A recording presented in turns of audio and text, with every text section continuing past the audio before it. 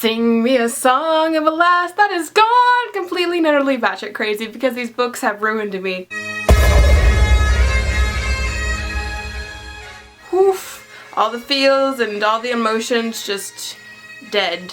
And what better way to talk about all your emotions, the feels, and your death by book than to you guys. Because I can't really talk about everybody else, because no one's read this book yet, because I'm on the second one of that letter series and everyone's on the first one right now, and I just really need to talk about it with some people. Before we get into the spoilers about Dragonfly and Amber right here, I kind of wanted to talk to the people who have finished the first book in the series and who are going to be running and sprinting into this one. I just want to say I'm sorry, just a little bit, to the people who I told to read Outlander, who didn't really know what they were getting themselves into aside from just my obvious love of the book.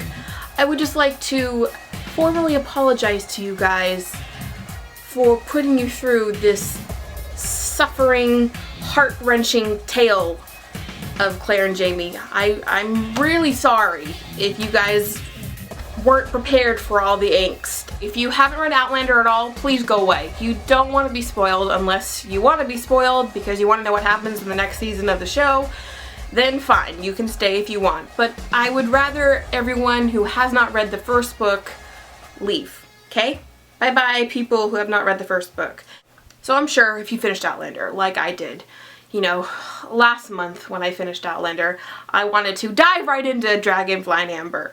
Now, they're both very long books. It's a lot to commit to. So if you want to take a break between Outlander and Dragonfly and Amber, I would highly suggest you do that because there's a cliffhanger at the end of this one and you want to dive into Voyager right after that. So take a break, read another book. However, if you are just going to dive right into Dragonfly and Amber, I need to warn you guys. So some of you, after you finished Outlander, you're gonna go and buy the second book, or you've already bought it, or you're gonna read the synopsis. And when you read the synopsis, or you start the novel, you're gonna be like, what the f-? You're gonna be really confused, and you're gonna be really sad. For those who have read Dragonfly and Amber, you know what happens, you know. And for those who have finished the whole series, you obviously know what happens in the series. I suggest, if you guys don't want to know anything about Dragonfly and Amber, then leave, because I'm going to now tell you what this book is about. And if you just want to go into the book open-minded, do that now and leave, because right now I'm going to talk about it. I wish there was a video, the one I'm going to be filming right now for you guys, for me when I started this book. So I'm going to help you, okay? The synopsis. For 20 years, just right there, just completely jarring, 20 years. Claire Randall has kept her secrets, but now she's returning with her grown daughter to Scotland's majestic mist-shrouded hills. Grown daughter? What? This was me when I was reading it first time. Here, Claire plans to reveal a truth as stunning as the events that gave it birth, about the mystery of an ancient circle of standing stones, about a love that transcends the boundaries of time, and about Jamie Fraser, a Scottish warrior whose gallantry once drew a young Claire from the security of her century to the dangers of his. Now a legacy of blood and desire will test her beautiful copper-haired daughter, Brianna, as Claire's spellbinding journey of self-discovery continues in the intriguing Paris court of Charles Stuart in a race to thwart a doomed Highlands uprising, and in a desperate fight to save both the child and the man she loves. Immediately when I read 20 years later, grown daughter, I had a little bit of a panic attack. I'm going to be spoiling the beginning of this book, but by the synopsis there, you're probably going to realize what happens at the beginning of Dragonfly and Amber. The first 100 pages, you're really confused because you're with Claire. Claire's back in present day time, which is in 1968. She has a grown daughter of 20 years old, and Claire is in her mid-40s. Where's Jamie? Where's Jamie? You go through the entire Outlander book. You're falling in love with these two characters as they're falling in love with each other. They risk everything for each other. And now, Diana Gabaldon? We're in 1968 and Claire's alone? What? I'm gonna start crying right now. We get introduced to a new character, which is Roger Wakefield. And Roger is, if you guys remember, he is kind of the adoptive son of the priest who was in the beginning of Outlander, the priest that Frank was kind of deliberating with about history and stuff. So Claire shows up at his door with her daughter Brianna, and she has a list of names that she wants him to look up and see like what happened in their history. While you're reading this, you're just like, where's Jamie? What happened? Please, can we get to the part where we find out what happened to Jamie? While reading this part of the book, I didn't want to go on Wikipedia and spoil myself for the entire book. I just wanted to know if the end of the book, if we were going to see Jamie. And yes, you're going to see Jamie, okay? It takes 100 pages, and then you go all the way back to where Outlander left off. You follow Jamie and Claire through Paris because Claire is finally telling her daughter the story of Jamie because she's 20 years old. I'm not going to tell you what happened to Frank, you'll find out. She finally wants her daughter to know who her real father is. Because Brianna has no idea that her mom went back to the 1700s.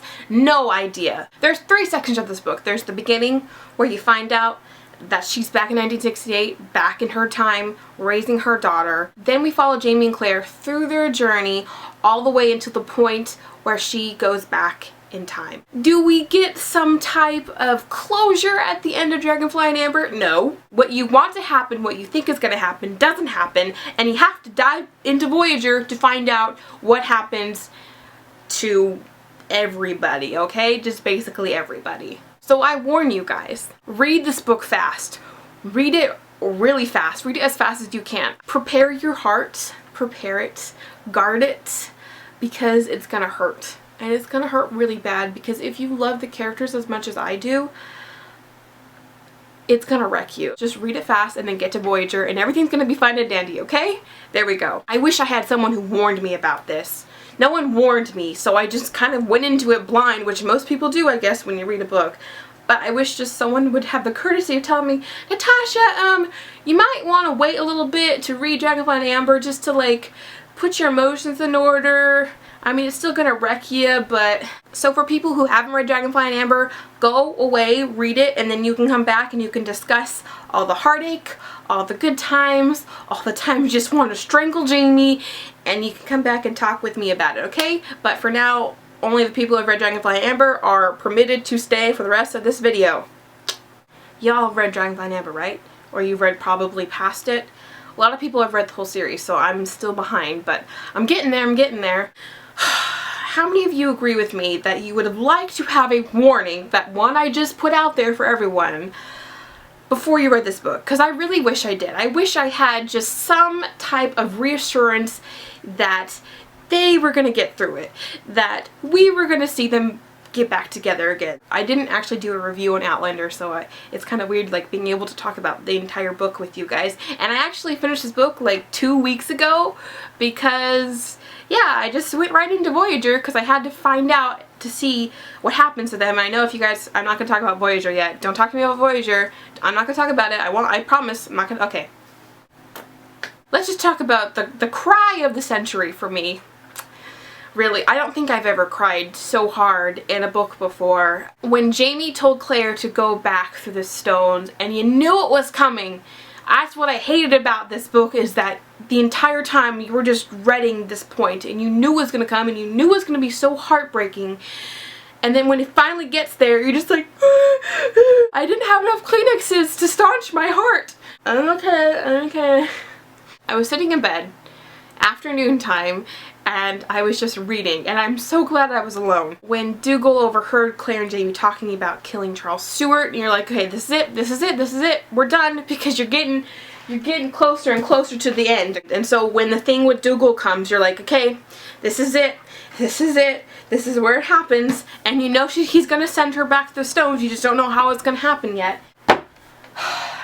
What part made you guys cry the most? When I was reading the end and the whole heart-wrenching just exchange between Jamie and Claire, there was one thing that made me cry so hard, okay? I finished this book right before the wedding episode for the show on Stars. You know the part of the episode where he sees Claire for the first time in her dress and he says, I am your servant. And I just, the tears just started going down. I'm like, no, why must you do this to me? I just kept thinking about this. I will find you, he whispered in my ear. I promise, if I must endure 200 years of purgatory, 200 years without you, then that is my punishment, which I have earned for my crimes. For I have lied and killed and stolen, betrayed and broken trust. But there is one thing that shall lie in the balance. When I shall stand before God, I shall have one thing to say to weigh against the rest. Lord, you gave me a rare woman, and God, I loved her well. Oh my gosh. It's like, I can't even talk about the rest of the book because it's just, the end is just, it's so mind-blowing and so all-consuming, you know? Hair's up because it's picking hot in here. I really did enjoy the time in Paris with Jamie and Claire since they go back to Scotland at the end of the book. All of the actions that they were taking to prevent the rebellion and the Battle of Culloden, that's how you say it, I think. Because of the beginning of the story, you know it's gonna all go to hell. You know, because of the way it started. One of my favorite parts during Dragonfly and Amber was the whole hair thing. I didn't realize that Claire, you know, her armpits were hairy. Women back then didn't have shavers like they did in now times. She was a hairy little beast. Probably not, because they always talk about how her skin is like silk. But it was just so funny to see, what was it, Louisa, I think? How she had like her groomer or whatever they were called and like wax Claire, and Jamie was just like astonished. She's like, where'd all your hair go? I can't do a Scottish accent, don't ask me to do that. It's just so funny because now people prefer hairless. You know what I mean? But Claire didn't get rid of, you know, the stuff down there, just the legs and the armpits. And I really enjoyed Fergus and his new addition to the story. I was actually kind of like, why is Fergus there? I just want to focus on Claire and Jamie. I don't want this new person interfering with their love and her pregnancy. That's another thing, her first pregnancy. You're doing the math in your head, right? Because it's 2 years from 1746, right? They were there in 1744 or 1745. I think they were there 1744, and you're doing the math, you're like, there's no way. This baby is not Brianna, who's grown in 1968. No, this is probably a pregnancy that she loses, right? So you know she's gonna be losing this baby the entire time. And that leads me into the another huge thing that is just one of the things that Jamie does, which you're just like, damn you, Jamie Fraser! His revenge thing with Black Jack Randall, right? Right. You know he wasn't dead. Avi, you knew that Black Jack was not dead. How is he going to show up in this story again? Well, as we all know, the Duke of Sandringham, you know who I'm talking about, right? Yeah, he's the bloody bastard who sicked those hoodlums on Mary and Claire and took Mary's virginity. I just love fiction, you know, when Mary Hawkins shows up in the picture, like, oh, where have I seen her from? Oh, she is Black Jack Randall's wife, who he has a child with, which he doesn't have a child with. It's his actual brother who has a child with Mary Hawkins. I didn't suspect the Duke to be the one who wanted Claire dead or who wanted Jamie dead, because I still actually understand that whole thing of why he wanted them dead. So can someone explain that to me? Jamie wants his revenge. He wants his revenge bad. And the whole time you're like, wait, but Frank. If you kill Blackjack, you end up killing Frank. When it's just the whole time it was pointless because Blackjack wasn't the actual father, and damn history for that. You know, it was all for nothing. I mean, she would have lost a baby eventually, but would have saved them all the grief. Weren't you just sick with hatred at Jamie when he went to go kill, or, you know, the draw, when he went to the draw with Blackjack? You knew it. You knew he was going. Stupid Claire for having to follow him because she thought he was going to kill Blackjack and then end up killing Frank. And it was all for nothing. It doesn't matter though. He promised Claire that he wasn't going to kill Blackjack until the time came. People talk about the spanking scene in Outlander when you're like, oh, I'm just so mad at Jamie. No. This part in Dragonfly and Amber is way worse. It was like just a slap to Claire saying, I don't care about you. I'm going to take my revenge whether you like it or not. And knowing that she was pregnant, he did it anyways. I mean, dude, you know your wife, right? And she does all these stupid things for no reason. You knew she was gonna go after you, and then of course risk your child, you damn idiot. I wanted to throttle Jamie for that. I was so mad at him, and I was with Claire like, don't look at me, I don't want to see you. Oh my gosh, that's right. And then Claire had to go save him from jail because he's stupid and idiotic and got arrested for drawing with a sword, not a pistol. And then she had to go talk to King Louis, right? Of France. And she had to, yeah, have sex with the King of France for Jamie. When you first read that scene, they don't talk about how Claire actually had to do her duty. You just think, oh, she was there to witness this trial happening between Raymond and the Saint Germain guy. You didn't think she actually did it until you actually find out from Jamie, and she admits that she did because she wanted to hurt him. Damn you, Jamie! Just one of the things I had a problem with. I usually don't have problems with Diana's writing until Claire loses her child. Like, the time spent in Paris was enjoyable. It just felt very long. And in retrospect, they did spend, I think, almost 2 years, a year and a half there, because of course he was trying to throttle the plans of Charles Stuart, which of course didn't happen. You can't change history, guys. Even though she thinks she was sent back for a reason, I think the only reason she was sent back was to be with Jamie, that's it. I don't think she was sent back for any other reason. Of course, I don't know. I'm only halfway through the 3rd book yet. Maybe something else is going to enlighten me of why she's there. I just love how many times in this book you're like, okay, everything's okay, but in the back of your mind you're like, no it's not, because Claire is in 1968 and we have to find out why she's back there. Okay, so let's talk about the ending now. I know there's a ton of things that happened in Paris that I could talk about all day long, but I really just kind of want to talk about the ending and how it ended, and I thought it was going to end differently, okay? So Claire and Jamie get sent back to Scotland, thinking everything is fine and dandy. Of course it's not, because Charles Stuart writes Jamie's name as one of the witnesses or whatever to Charles's plan to come back and take the throne of Scotland. I thought this was very interesting because during this whole time I was reading Dragonfly and Amber, the vote for yes or no was happening in Scotland for them to just detach from the UK and be their own country, or to just stay with the United Kingdom. And of course, as history has it, they stayed with the United Kingdom, although I'm pretty sure they're going to try again in 2 years. The whole debacle with Claire leaving with the British officers, which, you know, you didn't want her to leave. You're like, okay, uh-oh, how is this going to happen? And then of course Jamie comes and saves her with the freaking stupid Mary that I just want to yeah, don't like Mary. She's really annoying, and I'm wondering if we're gonna see her come up again in these stories. They get back to where Charles Stuart is, and then of course Dougal overhears that they're planning to kill Charles Stuart with cyanide to prevent the Battle of Culloden. Jamie kills his uncle, Dougal. It's like you have a love-hate relationship with Dougal. Like, you really, really like him, and of course you have a love-hate relationship with Colum, but you don't really get to see Colum as much as you see Dougal. And I rather like Grandma Tavers in the show, so it's just like, oh, I feel bad, but man, you're kind of stupid. I know you're a Jacobite, but you gotta think things through, right? You gotta think them through. I felt bad for Jamie that he had to kill his uncle for his wife. It had to be done, and just the events that set off after that were just so quick,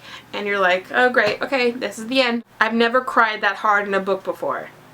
Ever. I couldn't see, I could barely breathe, and when I read these Outlander books, since I'm watching the show right now, the picture is very, very vivid in my brain. So I see Sam Heughan and I see Katrina Balfe in my head, and I see Graham McTavish. It makes it for a much more emotional experience when you're reading.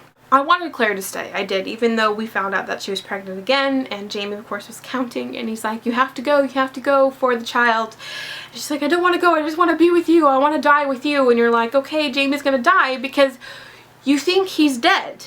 This entire time you think he's dead because of his stone, because of whatever, his grave at the Culloden field. You see Jamie's grave and you see Blackjack's grave. And you're like, he's dead.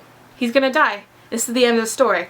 No, it's not. Because Roger found out that he's not dead. She goes back, lives her 20 years, which, oh gosh, still makes me want to cry that there's 20 years and they're not together. And we find out that he's dead. What? We have to go back. We have to go back, right? We have to go back. Claire wraps up her story with Brianna and Roger. Brianna doesn't believe any of it. She still believes that Frank is her biological father. And you're like, what about Galus Duncan? Because Claire referenced Galus Duncan in the beginning of the book. When my brain, I was like, Galus Duncan can go back and she can warn Claire about this. And then maybe they can both help each other. And somehow, when Galus goes back, everything will be turned back around and it'll be 20 years in the past again and Claire will be back in Scotland. No, that doesn't happen. That's what I was thinking. I was thinking that that somehow Claire would meet Galus and that Claire would tell her what happens when she goes back and what happens when she goes back. And I thought, Galus is going to change something, right? Because when you go to the past, there's a butterfly effect. At least that's what I know of time traveling through fiction, duh. But like, the butterfly effect, when you change something, it ripples down and changes something in the future. So what I was thinking was that Galus was gonna tell Claire somehow when she sees her in like 10 years, and somehow we'd be ripped back to the past. Doesn't happen. Of course, they find Galus Duncan right at the bitter last minute, right at the last minute before she goes through the stones. And the only reason why we see Galus Duncan again is so that Brianna would believe her mother and the story and what she went through, and that Jamie is her actual father. I thought we were going to use Galus Duncan in a lot different way, but no, that's not what Diana Gabaldon wanted. Did any of you think that Galus Duncan would change the past? You don't get to see that. Don't get to see that at all, because at the end of the book, what happens is that just Roger tells her that Jamie is alive. That's it. That's the end of the second book. Actually, I completely forgot. There's another complaint I wanted to talk about. What happened to all the sexy times? You know, because we got a lot of it through the first book of Outlander when they first get married. And then I think we get like maybe 2 sex scenes. In the beginning, kind of, you get one when you find out that Claire's pregnant. I think there might be one when they're in Paris. Oh, and then of course the last sex scene when Jamie is seeing Claire off through the stones. You get that lovely scene, and it was just so emotional that you couldn't really enjoy it. Diana Gabaldon is doing it in Voyager too. Diana is like writing the build up to the sex scenes and then it just stops. We don't get anything else. We're just like, okay, they had sex because they're married, but I would like a more detailed scene. Anybody with me there? I do think she does this because she likes to make certain points very passionate and very important. I just feel so gypped after Outlander. I'm just like, give me the sexy times, please. Let me know what you guys all felt about the ending of Dragonfly and Amber. If you were thinking what I thought, maybe some of your favorite parts from the book. That is my official end to this review. I hope you guys enjoyed it. And of course, I gave Dragonfly and Amber 5 stars. I mean, just duh. But for those who are wondering, when you get off the cliffhanger from Dragonfly and Amber, it takes another good 200 pages to satisfy and to actually get where you want to get, you know, to see Jamie and Claire together again. It takes another 200 pages for that to happen, so just a word to the wise. Thanks everyone for watching. I hope you enjoyed this book review. So bye guys. Bye. Keep calm, fangirl on.